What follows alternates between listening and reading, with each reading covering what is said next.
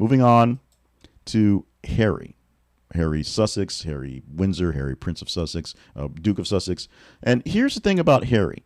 We do a lot of stories that are Meghan and Harry or Meghan adjacent because people have a very, very, very distinct and well-defined thought process on the princess, the Duchess of Sussex, if you will, the American princess.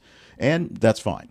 But Harry is more of an afterthought. Harry has best always been an afterthought. He says, in his time going forward. And right now, what we're seeing, and he's showing is just a man trying to protect his family. So right now, he's talking about wanting a family reunion after the court battle with the security and essentially with his father.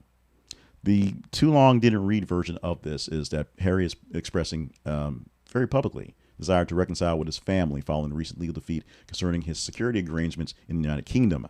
He said in an interview with the BBC, actually leaving town, saying, "I would love to reconcile with my family. There's no point in continuing to fight anymore. Life is precious. I don't know how much longer my father has." And the dispute is actually bigger than all of them. It's actually on his status, if you will, as a royal, which he's given up a lot of that title because he wanted to shield his family, shield his wife and kids from some of the ugliness that is tabloid life in the UK and being a royal. So he stepped back from royal duties. He has things that he doesn't really do anymore. And he and his wife, his family live in the States where his wife is from.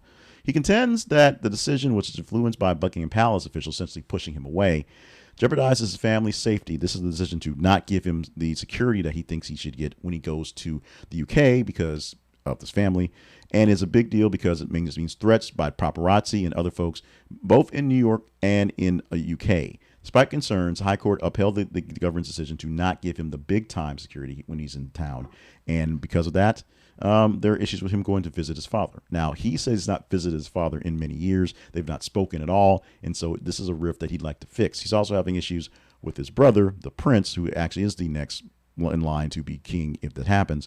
But the royal households themselves remain that this is a dealing of the courts. This is a dealing of the legislature.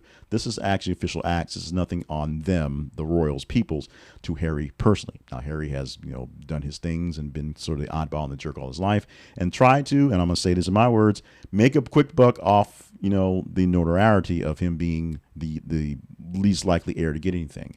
Unfortunately, it has sort of backfired. He seems to be doing okay in the States, but just okay.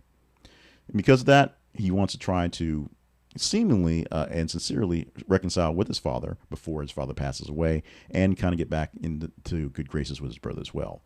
We will see how this thing plays out and whether family becomes a real issue on the larger end, the natural family or the family that he has created, which one actually wins out in the end.